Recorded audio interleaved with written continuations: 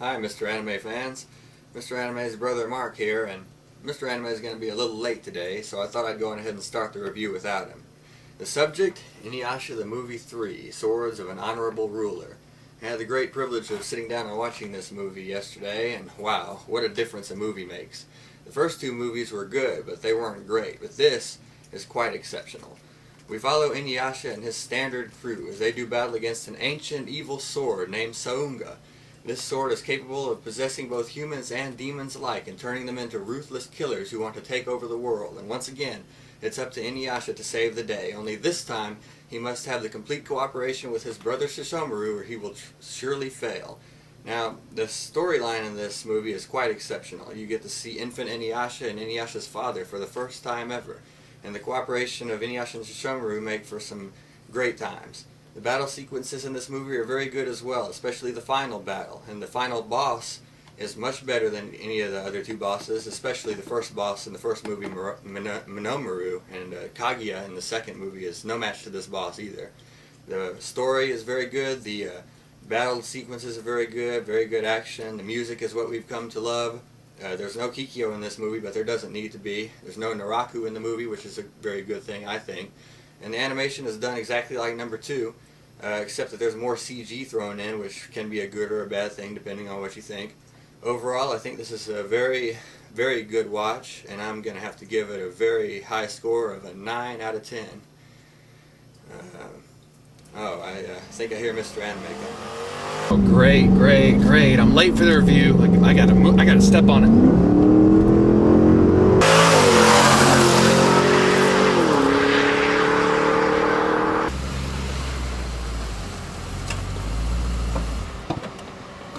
Whoa! Hi everybody. Today I'm going to be reviewing Toshiya Shinohara's third movie that he's directed. He directed all 4. Inuyasha Movie 3, Swords of an Honorable Ruler. Now, if you if you watched my brother earlier, / the anime analyst, you'll see that he already went over the story and what the party had to achieve, and he gave his rating. My rating, however, is a little bit differently. I won't be going over the story because it's already been covered. I will be going over the music, the animation, the voice acting, da-da-da-da-da. So let's start with the voice acting because that's the first thing you hear. The first thing you hear is the music, menu music. But we're going to start with the voice acting. The voice acting, the regular cast of clowns, and they do a regular job. For the Japanese side, Kapipe Yamaguchi does another good job. It's hard to talk about voice acting on Inuyasha because it's never ever better or worse. It just stays the fucking same the whole time.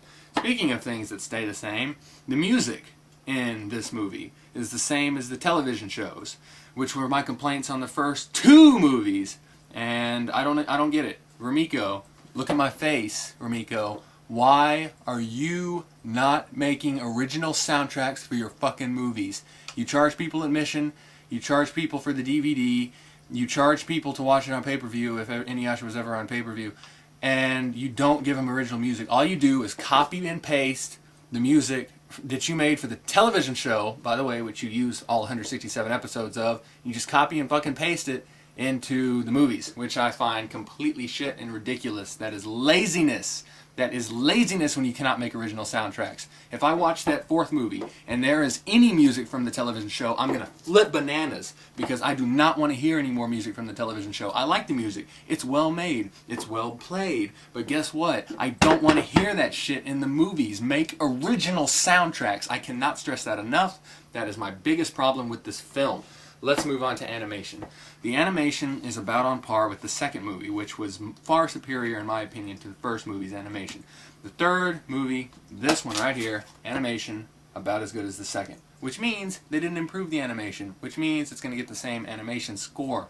Though I don't give particular scores to every different thing like Grappler JMO, but I kind of give different scores in my own mind and then slap them all together for one score.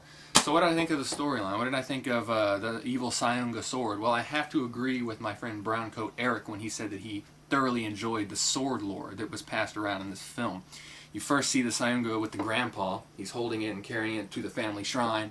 The sword lifts up, starts talking evil things, and flies out of the shrine. And the grandpa's like, oh, you know, the typical weird Inuyasha stuff. The sword then lands in a local park. Inuyasha and Kagome come up and are just so happen to be right there. And Inuyasha grabs the sword, it possesses him, and he is forced to take it back to the feudal era, where he tries to get rid of it.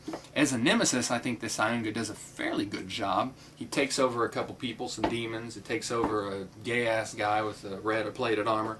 He takes over a few people, and then finally, after they kill the sword's owners, the sword itself starts floating and fighting Shishomaru and Inuyasha at the end of the film. My opinions about the final battle. I did stress a lot about the final battle with Princess Kaguya and Minomaru in the first two movies. The final battles were weak, and the villains didn't really do anything aside from stand there and talk about how powerful they were and what their plans were to destroy the world. The sword, Sayunga, actually does a decent job in his plot. His plot is basically to wrap its evil tentacles of doom and entrap the person who grabs the sword, and that person will then become possessed by the evil Sayunga and will not be able to let go of the sword and will kill every human. We find out Inuyasha's dad finally stopped the murderous cycle of humans trying to kill other humans with the Sayunga, and that is how he got it. I highly credited this movie because I enjoyed how they put the Tetsaiga, the Sayunga, and the Tenseiga, the three worlds, heaven, hell, and earth. I like it how they made all three of those connect together. There was even a fun little CGI shot where the netherworld busts open at the end of the film. The final battle was much better. The attacks were much better. I thoroughly enjoyed seeing Shishomaru in this. Oh, I love it. Shishomaru is my favorite character, and I was pissed because in the second movie he got one fucking frame, and then in the first movie he barely got any airtime. In the first movie he got one little fight scene in the beginning, and then that's it. But in this movie, if you like Shishomaru, you're gonna love it because Shishomaru kicks Inuyasha's ass over and over, and then he starts kicking the ass of the bad guy, and that's pretty much it. So overall, my brother gave this movie a 9 out of 10, which was above the 2 7 out of 10s that he gave the first two movies. I am going to give this movie a very bright and early 8 out of 10.